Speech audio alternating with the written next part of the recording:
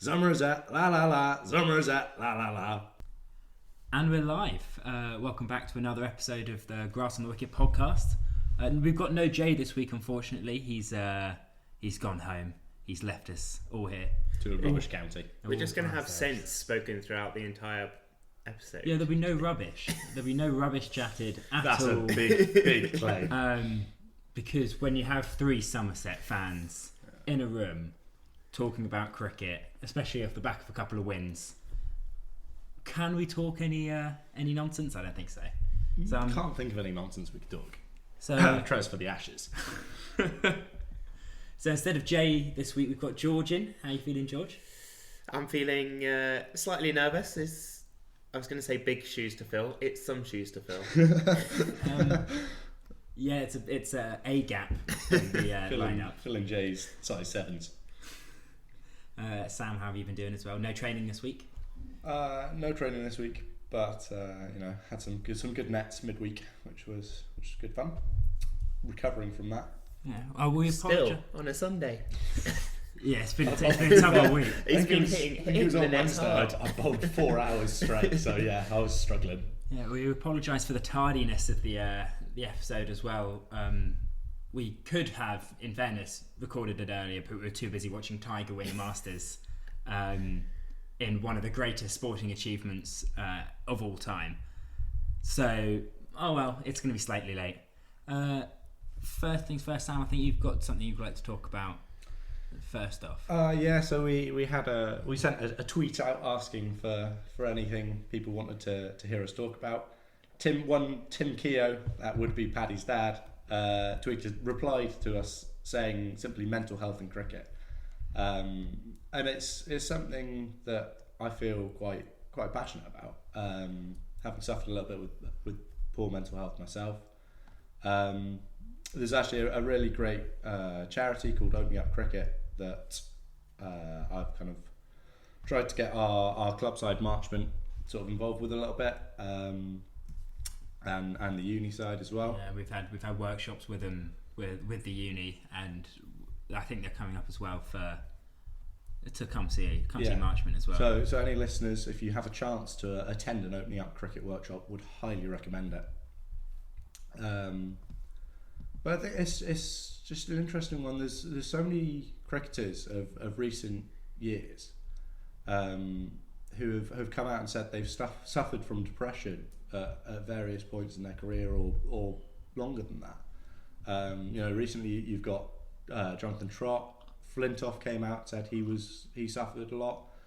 Steve Harmison, Trescothick, of course, very quite sort of well known, struggling with his mental health.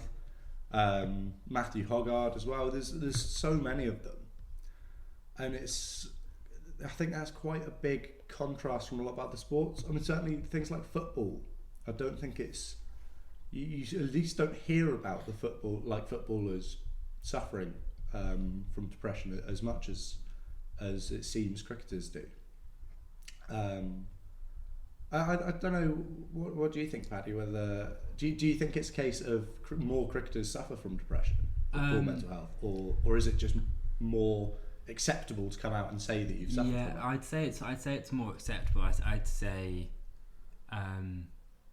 similar to what we were talking about last week, where we hold our players as cricket fans. We kind of hold our players to a higher standard than fans of other sports hold their players to. I think at the same time we're far more accepting of people's shortcomings and the struggles that they have to go through. As a sweeping generalisation, obviously you're going to have people in every sport, in every walk of life, are going to have different opinions. I just think it's far easier to talk about these things coming from cricket as opposed to football, where if you say if you say you're struggling with this, that, or the other, the fans are just going to start chanting horrible things at you anyways. It's not really going to solve the problem. I'd say it's easier to talk in cricket because of the fans, but I'm not entirely sure. I think there's something about cricket as well which poses a real challenge for your mental health. It's a game which is very much kind of built on failure. It's, even the best batsmen, Sir Donald Bradman would go out and score 100, 1 in 3, 1 in 4 times? Yeah.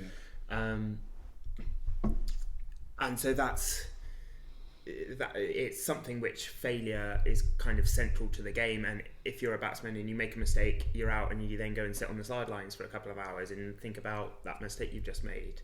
Whereas in football, if you misplace a pass or something, you're still on the pitch for another 90 minutes. So I think that has something to do with it as well, perhaps. Yeah, no, it's a very good point. I think something I also kind of thought about is within cricket, you kind of have to be mentally tough, because at some point you're going to be essentially by yourself. All right, you've got a batting partner, but at best there's 2 of you against the whole team around you that are trying to get you out, and they're trying to get on top of you, trying to get in your head. And sometimes you walk out there and people are just nasty. Yeah, they'll be shouting, they'll be swearing at you, they'll be kind of telling you you're rubbish, that kind of thing. So I think there is sort of integral within cricket. It almost does foster a me against the world attitude, which is also obviously is something in common with struggling with your mental health. Something else I noticed when I was kind of looking up some stuff for this that made me wonder is maybe there's a lot of big names in the past who committed suicide, actually. So just to name a few: David Bairstow, Johnny Bairstow's dad, that is, Sidney Barnes, Harold Gimlett, Somerset legend. I had no idea that he'd committed suicide, actually. It's actually a quote that I think a lot of people who have suffered from depression will kind of see themselves in, about this from a journalist who knew Gimlett quite well. It was, most of those who watched him or even met him took him for a cheerful extrovert. This was wrong. He thought a lot, worried a lot, fretted a lot, all the more because he struggled to present a calm, bold front to the outer world. I think that's very succinctly put of sort of how it can feel a lot of the time. And you've also got Aubrey Faulkner, who's a South African stalwart for a couple of decades. Albert Trott, the only man to clear the pavilion at Lord's, killed himself, and more recently Peter Roebuck as well. It made me wonder whether it's because it kind of poor mental health got brought to the fore by these relatively big names in the sport committing suicide, and others suffering from poor mental health, whether it kind of forced the conversation along a little bit earlier than maybe it's happened in other sports. I'd agree with you there. It's brought the conversation around a lot quicker, and is made people face the harsh reality that these kind of things don't just go away without addressing them. But for me, with the thing with Johnny Bairstow's dad, whose name has escaped me right now, David. The worst thing that happened that the Australian side have done in the last, forever, was something that kind of got brushed under the carpet very quickly, which was why Johnny Bairstow was so angry when he finally got his ton in the Ashes, where the Australian side was sledging Johnny about his dad and about his dad committing suicide. And that's not something that is ever should be allowed. It's not something that should be part of our game, and I think that it was not ignored, but it was overlooked. Yeah, too quickly, and too. It's just not on, and it never should be on, and it's never something that should be ever part of the game. And if those kind of comments, if you're the player that thinks that those kind of comments are acceptable, then cricket isn't the sport for you. You really need to pack up and go home, in my opinion. I agree. I think it would be remiss for us to not kind of end this. Obviously, it's a very heavy topic. So if you are suffering from these problems, You can call the Samaritans of Help on 116123 or email them at joe, that's JO, at samaritans.org. There's also the Campaign Against Living Miserably, who Opening Up Cricket work quite closely with, I believe. You can call them on 0800 585858, or you can visit their website at thecalmzone.net. All excellent. What are they called? Resources. Yes. All great resources. Or you can visit your GP and they will give you help as well. I think there's plenty of resources there for anyone struggling with these things. So you just need to make that first step and contact them. And after that slightly heavy start to the episode, it's something that needs to be talked about and something that is often not spoken about and not considered as much as it should be. But we thought we'd give it a shot. We'd give our 2 cents on what's going on. But now we can move on. We've got a tweet from Neil Granger again. What a surprise! Who saw that coming? Yeah, I mean, certainly not. I didn't. He has tweeted, on a day that most non-gamblers have a wee flutter with thoughts of it might happen, Tiger Roll won the Grand National as significant favourite. Some felt it was as close to certainty as possible. With your imaginary £2 times £1 bets, because I know, Sam, you're not morally opposed. So imaginary £2 split into single pound bets. What racing certainty are you backing at this year's World Cup? And what ridiculous outside shot is still worth a coin as it could just happen? Hashtag live the dream. Hashtag risk it for a biscuit, which really pained me to say. 1, because it's a real life hashtag, and 2, like, risk it for a biscuit. I mean, it just harks back to Tiny Temper in its heyday in 2008. He got pass out playing on every MP3 player going. So yeah, what do you guys think? Favourites? I'm fairly confident in who I think are favourites. I think everyone is probably thinking the same team as favourites, which has got to be England, hasn't it? I mean, yeah. They've got to be the favourites. Who else would it be? See, my favourite is Australia. It pains me to say, but I think you can just imagine. You can just imagine the headlines. You've got Smith and Warner coming back. Both have scored runs in the IPL. The kind of least desirable cricketers in the world come back, swoop into the national team at the home of the old enemy, hit the winning runs, World Cup final. Are you saying this though about the team that only won, I think it was 11% of their ODIs last year? I am. And the lowest team out of all teams that play ODIs, the lowest percentage. They'll come into this World Cup having lost almost every single. They've kind of had a bit of a weird upsurge in form though, and I wonder whether they've peaked too early. They troughed, were awful for a year, and then just peaked just before the World Cup, and then they've got to get through the whole of the group stage and still be winning games, and that's quite a big ask, actually. I think they've got enough time to play themselves into some real solid form. You've got Smith and Warner. I just see the headlines. They are.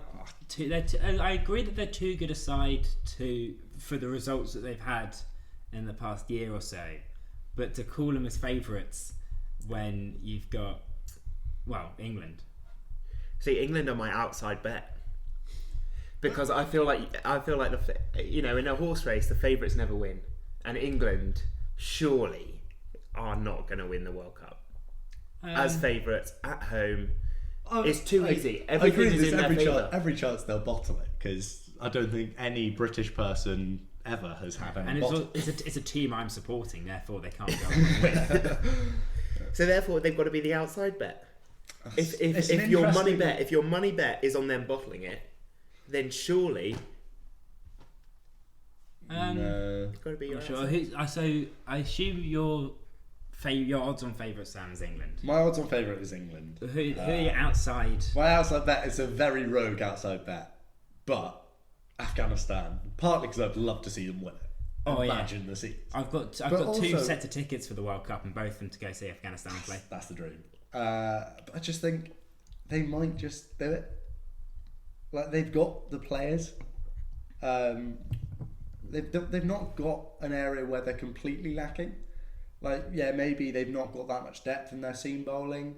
But there's something. At least there's something there. But there's something. They've obviously got fantastic spinners who are becoming more and more important in white ball cricket, even in England. And they've got explosive batsmen like Mohammad Shahzad and Rashid Khan increasingly, and they've also got sort of stable batsmen like Mohammad Nabi to really build an innings around. So I think the components are there, and if the team fires, they could just do it. Yeah, Rashid Khan's World Cup. Yeah, single-handedly. Oh, he's good enough to be top run scorer, top wicket taker. He's good enough. Takes the most catches, he's most stumpings as well. Just chuck it in there. Yeah, most run-outs, direct hits. Just played by himself. Doesn't need the rest of the team. He's too good. What about you, I wouldn't say that they're an outside bet, but Pakistan for me they're never a team you can write off, especially because you need to get out of the group, and then you only need to win 2 games once you're out of the big group. So, and they're the kind of team that will just qualify from the group because they'll lose to Afghanistan or they'll lose to New Zealand or something like that, and then they'll beat India and in England. They do potentially have the chance of just getting the win against India as well. Yeah, because India are potentially going to boycott it, in which case that's a free win for them in the group stage. Although this is the Pakistan who lost 5-0 to Australia. I mean, that was exactly. But this is the Australia. Do you remember to take your fact from a second ago, won 11% of their ODIs or whatever it is, and they got pumped 5-0. It was a B team that Pakistan put out. But if you remember the Champions Cup from a couple of years ago, where they were rubbish. They were so bad. Like, I can't even describe how woeful they were at cricket during that competition. And then as soon as it came to we need to start like doing something here. We're not going to win just by kind of losing. They absolutely destroyed England and then beat India in the final. And they're the kind of team that could just win by accident. I don't think you can ever write off a Pakistan side. I'd agree with that, because they can kind of accidentally stumble their way to a win. They could lose every game up until they have to win 10 games in a row to win it, and you still couldn't write them off. Yeah, the kind of team that could win by 10 wickets, could win by 1, and it would be kind of the same for them. They'd play the same way. They'll get there the same way. Yeah, I'm actually looking forward to watching Pakistan most. Afghanistan and Pakistan are the teams I'm looking forward to watching most in the World Cup. Just 'cause they're real spectacle. It was not like your proper to be fair, textbook cricket. Don't you want to watch England try and rack up 500? Oh yeah, just play every innings. Every England game played at Trent Bridge, please. Yeah. No, it's gonna be a good one. But certainly England is favourites.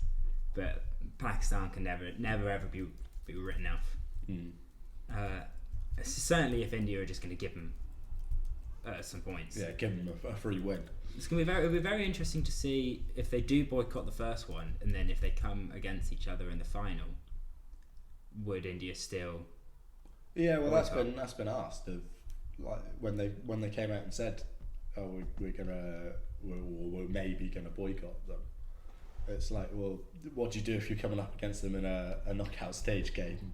Because then you're resigning from the tournament essentially. It's an odd one. Very odd one.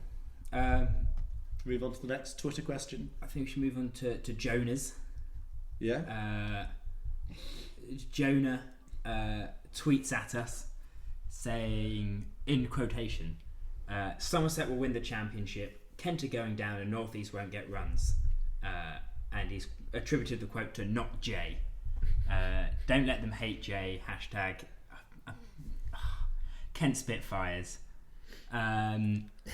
that Should we quickly check what the result of the game was? Yeah, I between Somerset and So this Kent? was tweeted. This was Somerset. This This was was the third tweeted day. after the second day, I believe. So I think it was tweeted after the third day, but the second day of play. Because the first day. No. I think it was after the second day, after one day of play. Well, it certainly wasn't after. Oh, actually, no. What was the result? I believe Somerset won. No, that can't be right. But Kent had it. Yeah, so it was tweeted before Somerset looked like they had a hope, and then they decided, again, similar to the Pakistan side, they were actually quite good at cricket. You can't win by losing. Yeah. It was a good game though, wasn't it? It was a good game. I was following it closely on the live stream. That was a crucial knock from George Bartlett, young 21-year-old batsman. Only got picked because the first day of play got washed out, actually. Leach was going to be playing. Yeah, he wasn't even in the squad, wasn't he? He wasn't in the squad, got brought in because they decided they wanted another batsman in the team. And so he came in, batted at 7, ended up hitting a 64, I think, in the second innings. With number 11 as well. Jack Brooks came in, blasted a quick 30 out, not out. Just to bump that target for Kent up to 200, which then, when they were 0 for 2, didn't really look gettable. In fairness to Kent, at least they won this game week. Yes, they won today against a Warwickshire team who looked a bit. But do you know who else won this woeful. week? Well, Somerset won again. Did they? Yeah. Against quite a strong Notts side. A Notts side that Jimmy Anderson tipped to take the Division 1 title, actually.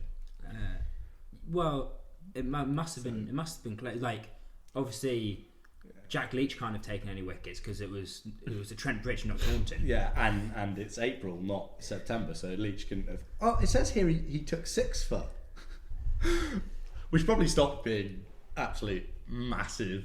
Well, we've got the. I can't say that word. No. We want to keep our zero ad revenue. Yeah. It's because Jay's not here. He's not here to go, oh yeah, I can't, whatever. It's only 2 games in. Just end the season now. I'm keen. As much as I love championship cricket. As I'm standing in for Jay, I feel obliged at this point to say that we did also tip Darren Stevens to struggle to get wickets, and he's comfortably in the top 10, I think, of leading wicket takers at the moment. Oh yeah, but given April, yeah. September. Have fun, Darren. Yeah. No, he's a crafty bowler, but he's not going to do. He batted well as well. Yeah, he did bat. He did bat well in the Somerset game, especially. As Kent have shown in the first 2 games, yeah, they did well against Somerset really for 2.5 innings, and then just let it slip from them. And they dominated Warwickshire, to be honest. Although they did have a little bit of scare where they might not have won it at the end, where they let Warwickshire's 8th wicket partnership put on about 120 or something. But they've shown they might have enough about them to maybe stay up. They've shown some fight that to be honest, I wasn't expecting to see from them. A good maiden first class time. Jay would be gutted if we didn't mention it. From Ollie Robinson. Jay actually sent me a link to a scorecard from a county under 12 game where Jay was playing alongside Ollie Robinson, and Jay was top scorer in the innings with 20. Ollie had got out for a 17.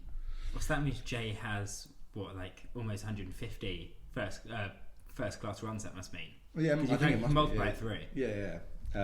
See, funnily enough, he sent me the exact same scorecard, so he's obviously quite proud of himself. He didn't send it to me. I don't know if it's just because that clearly means we're not friends. Yeah, obviously not. Or maybe he was just banking on us talking about it in the podcast and didn't want to bam at home too much. Maybe he realised that I don't do any reading before any of the podcasts. And so it's like, there's no point sending it to Paddy, he's not going to look at it. I did enjoy looking at that scorecard and realising that Jay batted 7 and was the only player in the team apart from Ollie Robinson, who was keeping, who didn't bowl. Wow. So he was clearly there as a bit of a jumper filler, but to be fair to him, top scorer. Top scorer, yeah. And now look at him. Yeah. Not very good. Yeah, and also not him. Poor Jay, he's a good cricketer. He's a good bloke. Sometimes. Yeah, unlucky Jay. See, if you're not going to be here, like, this is why you don't go home. Yeah, you should have dialed in. Never go home. Fool. And all we're saying is Jimmy manages to continue doing tail enders from across the globe at random times during the day. Yeah, apparently internet hasn't reached Kent yet. The world's still black and white there. Electricity's still a gas. What? While we're talking about county cricket, we should mention Mr. Haseeb Hameed back in the runs finally. I called it after like 3 years of barely scoring a run. I've had a week of calling things in sports. A cool Tiger winning. Had him picked him first draft in the sweepstake. Hameed in the last episode, I was talking about how he's the kind of player that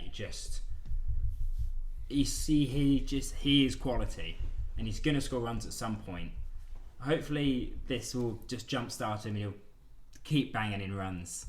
But it does raise a very good question, which I was thinking about the other day, and I might have discussed this with you, Sam.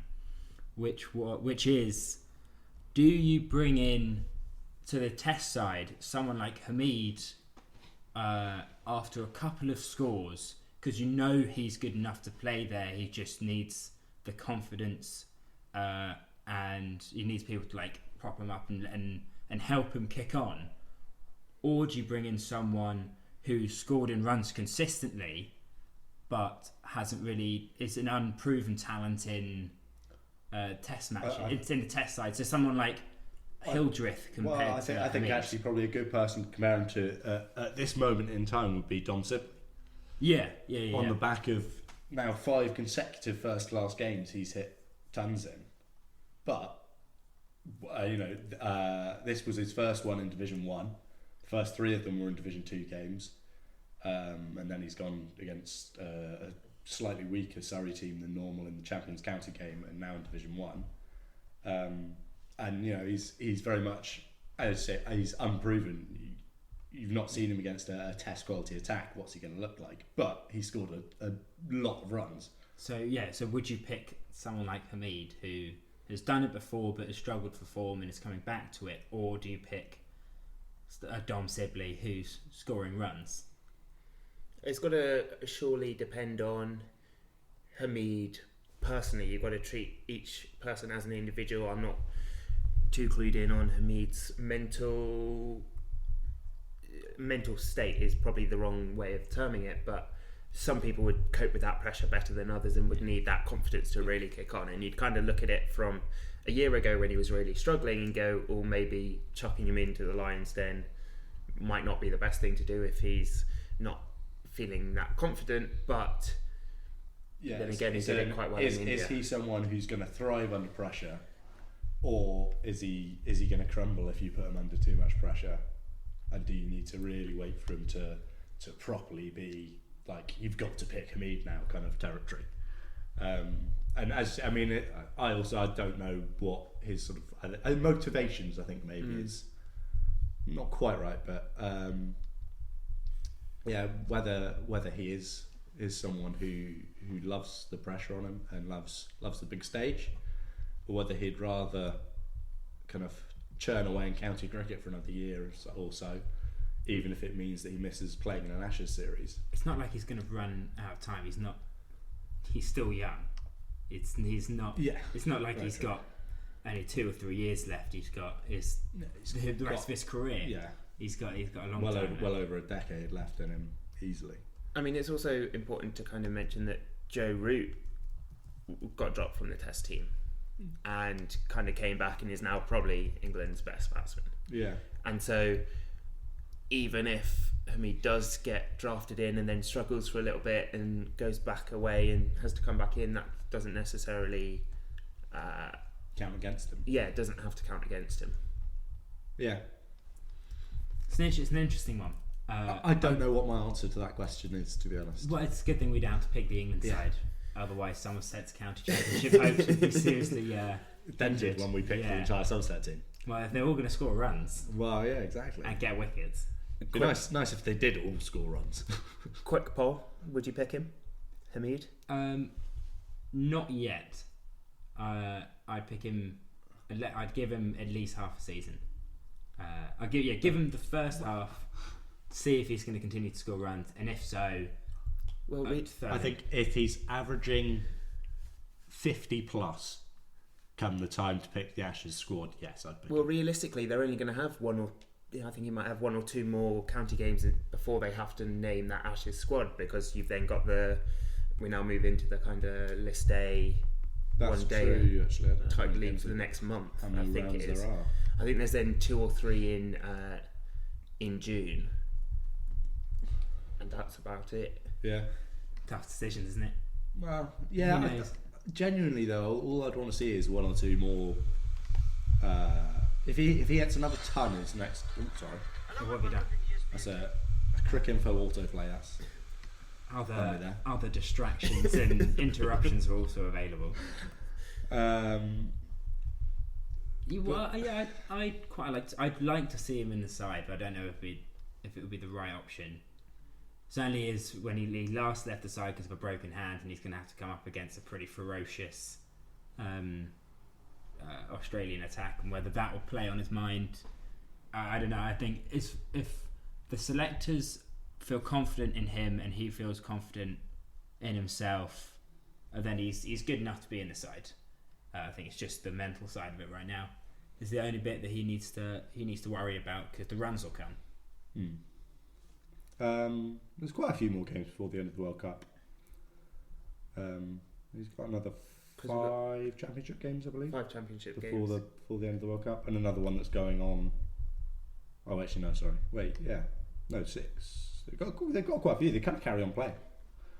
So I thought there was a big gap where they were just playing 50 over stuff, but apparently not. At least not on Div 2. Oh yeah, you've got to remember the Div 2 runs.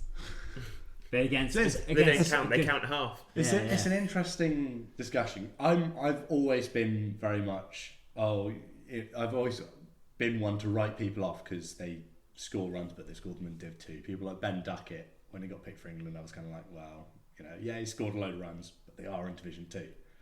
And Alfie, our flatmate, who's a Lancs fan, of course, as soon as Hamid was scoring runs, was chirping out. And I hadn't heard from him at all. And suddenly Hamid had scored runs. And he was asking sort of, how much does he need to do because it's Div 2? For me, because Hamid has shown that he's test quality, it doesn't matter that much that the Division 2 runs. Yeah, there just need to be any runs. Yeah, exactly. It shows he's got form. When you took him back last year, if you'd have dropped him into like a club game playing with us, where he's got people kind of chucking down pies at 55 miles an hour, he still probably wouldn't have scored any runs. Yeah. And so it's just about getting in the habit of scoring them now for him.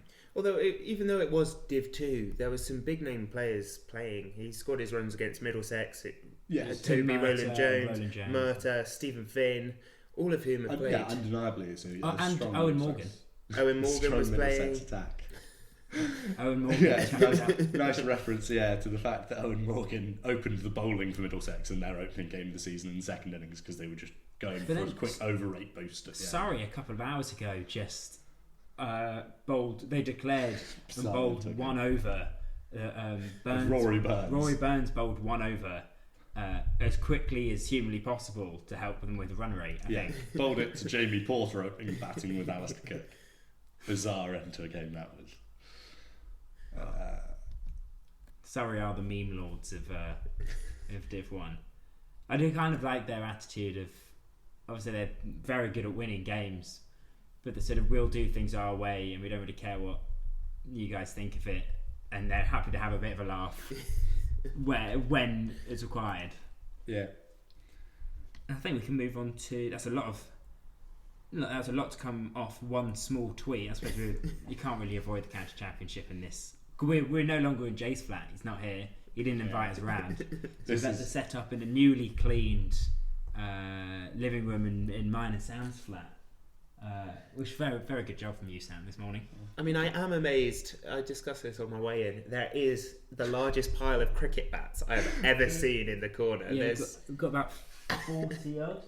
So if anyone needs a cricket bat, good way to sell these. Yeah, we bought a load and we're refurbing them. So if anyone needs one, let us know. We can find you a good price.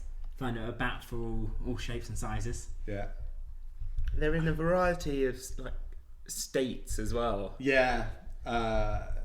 Some of them kind of were already refurbed when they came to us, so needed minimal stuff, and some of them are broken. Yeah. So it's a nice range there of work to do on them. The best thing to come out of all of them though was when we went down to pick them up. The guy went, "Oh, you've driven all this way because we drove from Edinburgh to Bournemouth because we're stupid." And it was like, "Oh, thank you very much for coming. You're helping me out quite a lot. Here is, as like a token of my appreciation, you can have this Hildreth's old cricket bat, and we've got Marcus Trescothick's pads as well." Yeah, which for a flat with two big Somerset fans in it is pretty much as good as it gets. Someone asked how much we'd sell it for, and I put a price of I think 1,000 on it. And even then, a bit low. Even then, I'd be like, well, I don't know. Should we next Twitter question? Should we jump straight onto that? We've got from the Eccentric Flamingos, which is the 2020 side. Sam and I sometimes show up for very village, very drunk. I think we should also point out this tweet has definitely come from Neil Granger. Yeah, Neil Granger, who runs the Twitter account for the Flamingos as well. So he just tweeted us twice, but didn't want to seem keen. I am pleased you kind of defined where the Eccentric Flamingos came from, because I was looking through the plan for the show, saw Eccentric Flamingos, and I was like, I did have to start second guessing quite how developed the animal kingdom is. That could just be Kevin Peterson, couldn't it? With his flamingo pull shot, and he is a bit eccentric. Quite an old side, aren't they, the Flamingos? Quite old. Yeah, they've been around a long time. I know they were initially founded a long time ago.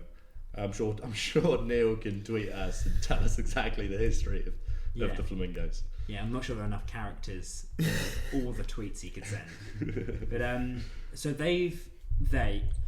Neil Granger under the disguise of the Flamingos has tweeted at us saying, "As we head towards a new flam season, we look forward to epitomising the definition of village," which is true. They're not the handiest cricketers in the world. And it's also very much have a beer can in the field. So. Yeah, have a beer. You are there to have fun, and the game is sort of happening in the background. As an aside, it's very as an annoyance, the disturbance is small. Other than the ECB's odd decision for white and cream shirt jumper combination, what's the most village thing we have seen on or off the cricket pitch? Have you guys got any village cricket stories? I spent probably a good hour trying to think of anything in particular, and I was drawing a blank on it. I've not come up with anything specific.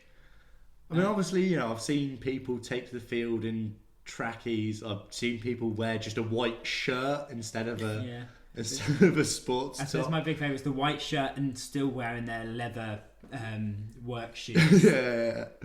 Trying to run into bowl and you see them slip everywhere. That's quite funny. Just straight from the office. But I couldn't think of anything in particular. It's one of those things that always kind of, when it happens, it's funny, but it seems to slip your mind. I remember my first ever hat trick came from a very village dismissal. I got 2 reasonably normal dismissals, and for the hat-trick ball, a hat-trick ball, this guy kind of just stood outside his crease. It missed everything. I think it went down leg. I can't remember correctly. And the keeper rolled it back, and it rolled it onto the stumps as the batsman just refused to get back into his crease. So I got a hat-trick from a stumping on a leg side wide that's been rolled down to the crease. Yeah, that's pretty village. There's another one as well. Just as I was talking about that, I remember that one of my friends from back at home got a hat trick, and the hat trick, but he got all 3 of them were bowled, and he used to be a left arm seaman who was pretty handy. Then he started bowling left arm spin, and he just absolutely ragged this thing, and it kind of came out of nowhere. because he liked cricket but didn't really care about it that much. He's more about going and getting absolutely smashed on a Friday and Saturday night and going hitting the clubs. But this guy came in, he just got 2 wickets, both bowled. This guy comes in, not from the pavilion, but from the other end of the pitch where he's been sitting on a bench and getting high with 2 of the batsmen that have already got out. So he'd been smoking some weed, sitting on the bench on the other side of the pitch, strolls out to bat, goes for a reverse slog sweep for a hat-trick ball, gets bowled and laughs all his way back to go get high some more on the other side of the pitch. Oh dear. I don't know if that can be described as village, but it's definitely the stupidest / weirdest thing I think I've seen on a cricket pitch. See, my standout memory is, again, I'm not sure you can define it as village, but it's still just awful. I was stood at deep backwards square leg. First ball, the boy absolutely clobbers it. The catch coming chest high, simple catch. I shell it, drops onto the floor, and I see my dad wander around from the pavilion to come and console me. Dot ball, next ball happens again. The boy absolutely clobbers it. This one is arguably even easier, and I somehow managed to parry it over the boundary, where my dad catches it.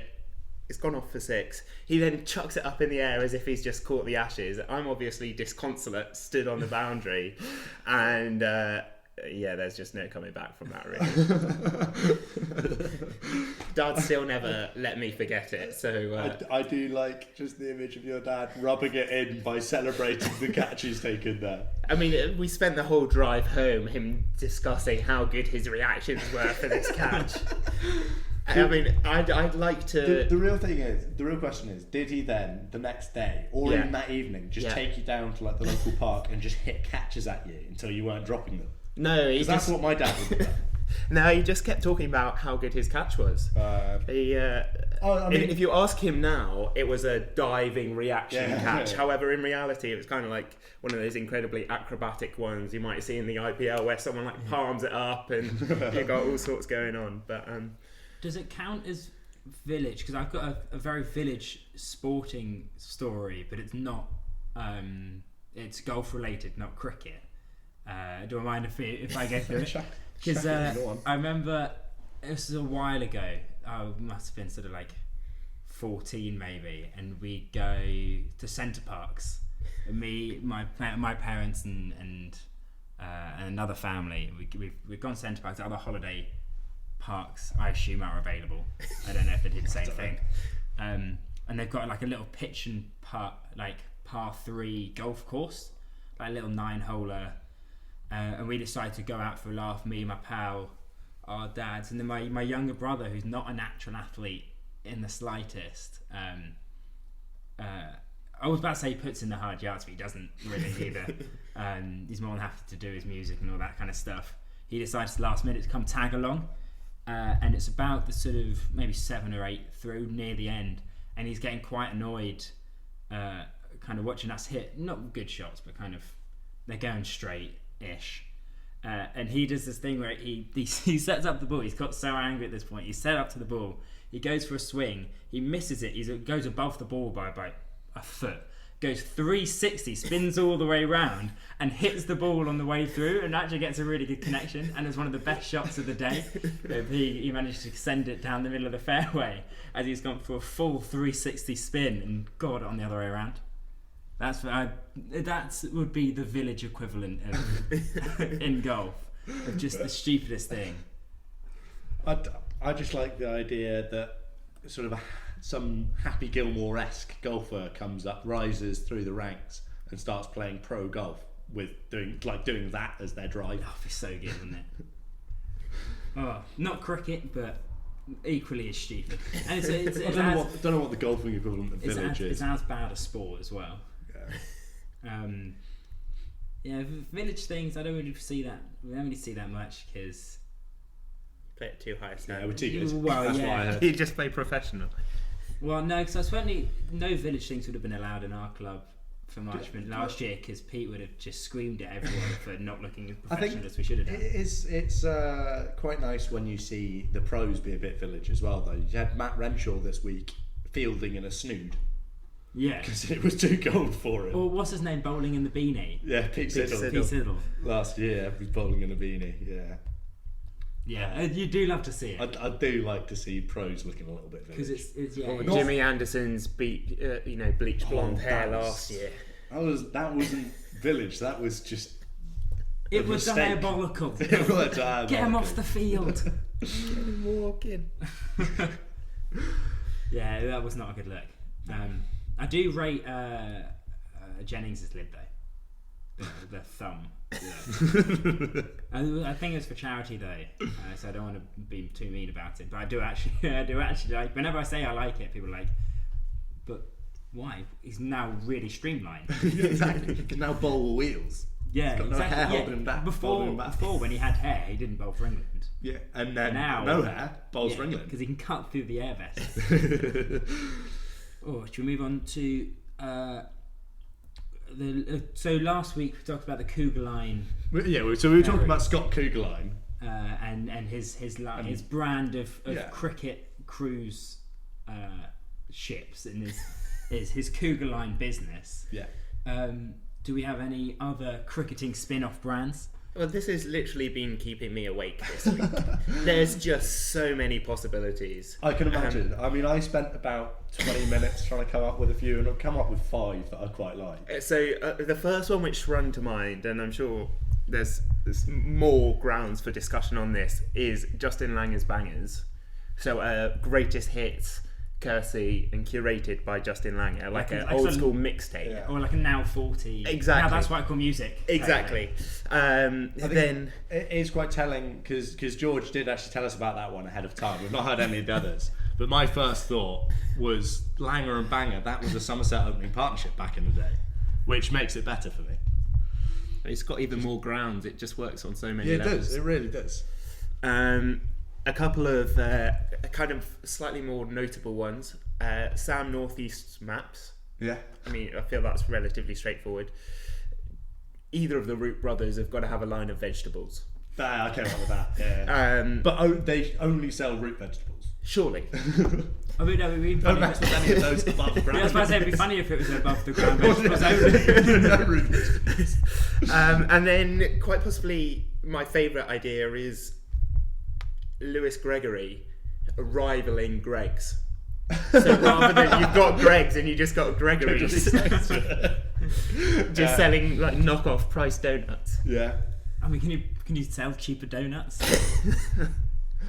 I mean, Gregory's can, if Yeah. anyone can. No, you're the slogan. If anyone can, Gregory. I came up with a few earlier. So Jack Leach, I think, could do some like a counselling service called Leach Therapy. bit of a Victorian throwback. So that took a second to process how much I hated it and you. Rory Burns could supply bouncers for clubs, and it could be called Burns Units. These are all good. I haven't really done any because I didn't want to be not funny. I didn't want to say something and people just go, oh. And there's no way I'm going to say any now.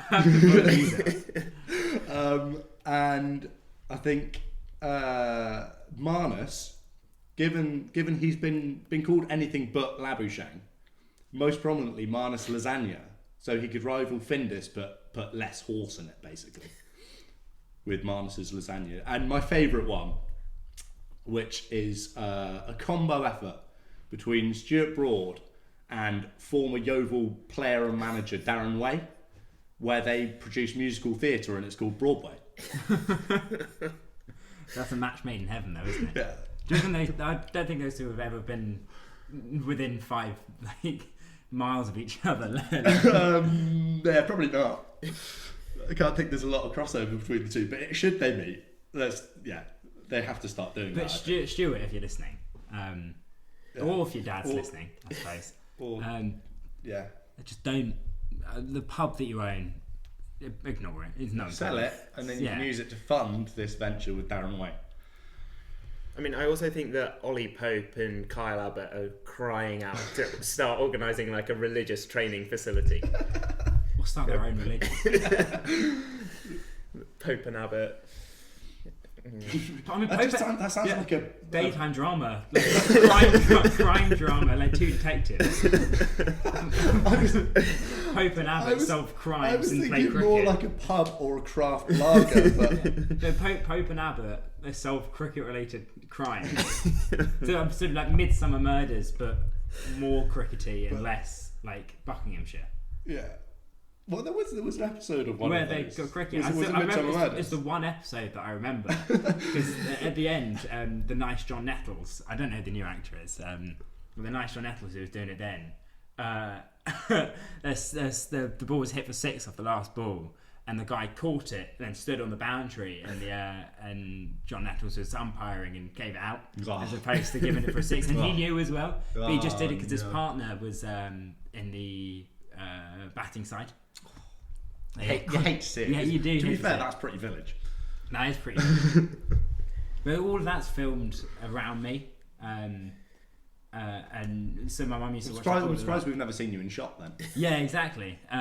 But my mum used to watch it a lot, and whenever she said that to her mum that she was watching it, my mum would always be. Sorry, my nan would always be sort of like, "Oh, you've got to watch out for all them murders." Oh, watch out! You're gonna get stabbed by a stump or something. I mean, I do ask myself constantly why people still live in Midsomer. Yeah, just well, leave. and people are moving there constantly as well, presumably to keep the population. Yeah, because vaguely. I wonder what that that does for house prices. Maybe that's it.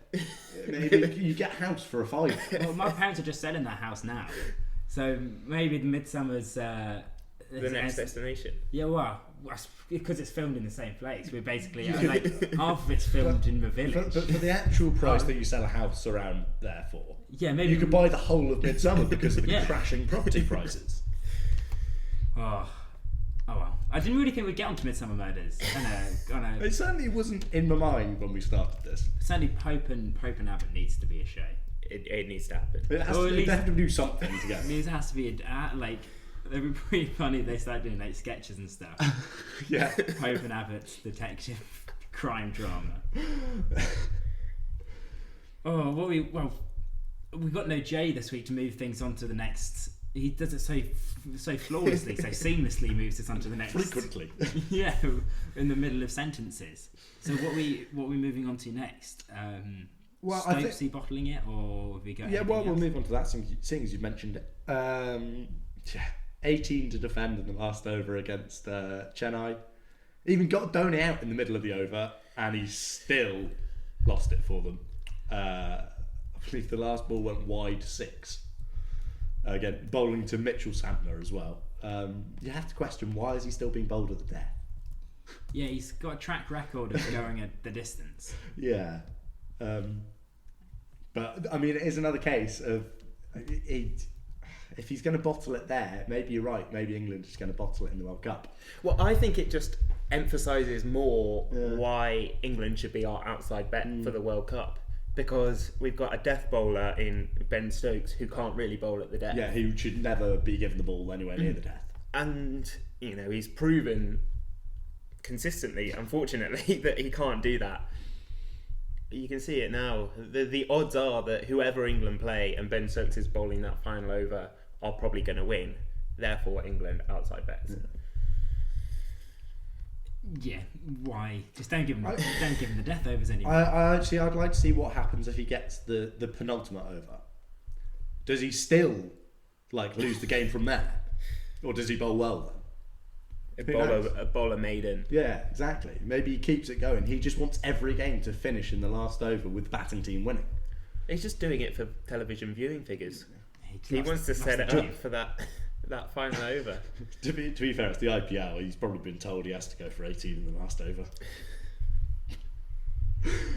So I've not been sued yet. I'm going to keep saying more and more outrageous things until someone sends a lawsuit at me. Well, get us in the news, wasn't it? Yeah, exactly. So- And boost the viewership. Yeah, no. What's it? No. No such thing as bad That's publicity. the one. If words weren't so difficult. It's incredible, why do we have a podcast when I'm just incapable of speaking? I've always struggled. We with just words. invite you along because you do the editing. Well, I suppose that's true. Yeah, wouldn't be needed otherwise. Also in the IPL, Alzari Joseph on IPL debut took the record for best figures ever in the IPL, 6 for 12. No Arul Sapphire, of course. Who is? But I played against Alzari Joseph. oh, really? So I went on a cricket tour to Antigua and played against him. And he opened the bowling, and we had probably 2 star batsmen that we were very reliant on for wickets. And first ball was a dot. Second ball, actually a decent ball from Alzari. Surprisingly, he was actually quite good at cricket. And I don't believe you. and our star batsman walks off, and everyone's going, as you kind of did at school, oh, is he quick? You know, what's the ball doing? And I'll never forget, the boy basically said, oh, to be honest, I didn't really see the ball. All I could focus on was his crotch region, which distracted him as he was running in. So basically, Alzari Joseph is now legendary in my school cricket team for not only being quite good at cricket, but also possessing other distracting factors. Is that how he took 6 wickets? I mean, I don't want to prophesise about that. I feel it's probably unprofessional to do so. However, that is a very realistic I would explain though, hypothesis. so they're so professional now, Gal, they've now countered that, because since he took 6 for 12, he's bowled 5 overs and he's gone for 75 runs. So clearly, that first thing is they weren't prepared for the distraction. Maybe he's just got new trousers, which aren't quite so. Tell you what, I really didn't think that's where the story was going. I thought it was just going to be like, he's really bowling really well, and he ripped through the side and took an 11 throw and then went out and batted first and got 400. No, that's not what I expected from the story at all. I just remember our PE teacher hearing this and just having absolutely no advice at all. Like, he'd kind of been sat there and he would normally go, right boys, they always look quicker from this angle, like you'll be absolutely fine, nothing that you've not faced before. But he just like sat there like, right, I have no advice to counter a distracting crotch region. Just make sure you watch the ball. Sort of ball. That's what I was about to say, it's not like you can even just tell them to watch the ball, is it? Cricket. Cricket's a good sport like that though, where you can come up against the best in the world, regardless of the size of their crotch. You can come up against some of the best players in the world just playing your village cricket, kind of by accident. They just happen to be Kicking around. Yeah, and I like that. And it's very seldom do you get that in other sports. There's another thing as well. Someone I remember was talking to me about this a while ago. Actually, can you think of another sport where someone who is at the top of their game in their discipline, like the world's best bowler, bowling against someone who's just incompetent at batting, like tailenders are? I don't think there's any other sport where you've got someone bowling at someone, or someone competing against someone else who's just nowhere near on the same level as them, because that's not what they're there for. Well, I suppose the only other equivalent is like in football when you see your centre-back pulling on the goalie gloves. Yeah, which sometimes happens, but that's always the highlight of the football season. And it's so most people. Yeah, it's so rare in football for someone to be playing horrendously out of position. Whereas in cricket, it's just that's part of the game. Is that everyone bats. It doesn't matter that Chris Martin was would have been a bad batsman at a low club level at under 12. yeah. He still battered in Test cricket. And he's still got to face people putting it down at 90. Yeah, exactly. Yeah, he's got to face exactly the same bowling that the people who've been picked for New Zealand because they're the best batsmen in New Zealand have to face. And I don't know, population of New Zealand's about 5 million. Chris Martin was probably about the 4 millionth best batsman in New Zealand. Yeah, so I put to the audience, is there any other sport in which you have someone at the top of their game, one of the best in the world, competing against people that just, if it weren't for their bowling, just wouldn't ever be there or get close to being there? because I've been thinking about this for a couple of years and I haven't been able to think of an example. But then again, I don't really know what I'm talking about. I mean, you've got... What else have you... so I'm from Bath, and there's the Bath Half Marathon, which is a kind of a 2-lap race, and it always attracts quite a high-quality field, largely because it's a couple of weeks before the London Marathon, and it's a good training block. But it's also one of those mass participation events. So you've got your Kenyan elite runners who are going round for their second lap, about to complete a 65-minute half. Meanwhile, you've got, let's say, a vast number of participation athletes trying to warble their way around the half marathon track. Yeah. Now, is that really competing against each other? I suppose you're yes, not really trying to compete against those guys though at that point. It's not direct competition, is it? But I suppose it still is competition. You're all in the same race. Yeah, absolutely. But I can't imagine these guys. It's not quite the same. Are crawling their way around, are gunning for first. They'd need a real reality check if they were. Should we? Well, I think we're coming up to the hour mark. I think should we move on to our club cricketer tip of the day? Yeah, tip of the week. A top tip for club cricketers. And this comes from Jay's friend again, Jonah, who has tweeted at us. A very good tip. Absolutely, it's a fantastic tip. One that I've used plenty of times, but I've never dropped a catch in my life. Dropped plenty of drops. I've never dropped a catch. And he says, always blame the sun when you drop a dolly. I go one further. It's the shiny clouds. So it's when the sun's right behind the cloud. So especially playing in Scotland where the sun's never out. Yeah. The key is you have to blame the clouds for being too bright. Yeah, you get the really bright clouds, the thinner clouds where the sun hits it and disperses the rays. They're the hardest ones to catch the ball from. Yeah, I'd absolutely agree. And also, I'd take the other half of it a step further. Not only when you drop a dolly, but when you drop any catch. You say, I would have pulled off that absolute specky of a catch, but the sun got on my eyes. Yeah, exactly. Or the bright cloud. It didn't really work so much for me because I stand at first slip. And there aren't that many slip catches that I have to take that I have to look in the air for. It's not going to stop me from doing it. I'm just going to claim, but instead of saying the sun was in my way, I'm just going to use the England excuse of it's not a good catching ground. So that's our top tip of the week. We blame the sun, say it's not a catching ground, basically anything other than you haven't put enough practice in before the game to get your hands nice and ready. Thanks for that tip, Jonah. And on that note, I think we're ready to end. Socials, Sam? Socials, Twitter @GrassWicket. We're Grass on Wicket Podcast on Facebook. We're on Podbean. We're on YouTube. New improved Podbean as well. Yeah, nice new website. New flash look now. You definitely want to have a look at that. We're on Stitcher now as well.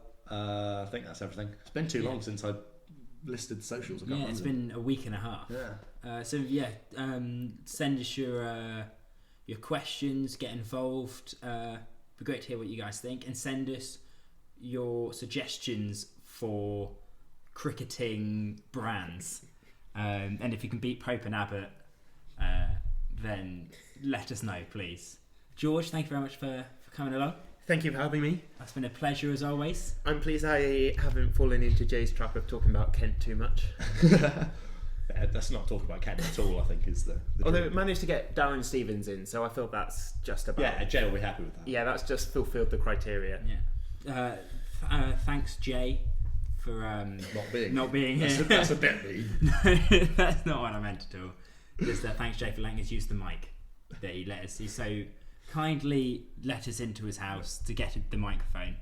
And hopefully next week we'll see him again. Hopefully he'll be back. I don't know when he's back. Yeah, no, I've no idea either. And on that sad note of potentially no Jay next week, I think we're end. Thank you very much for listening. We'll see you next week. Cheers.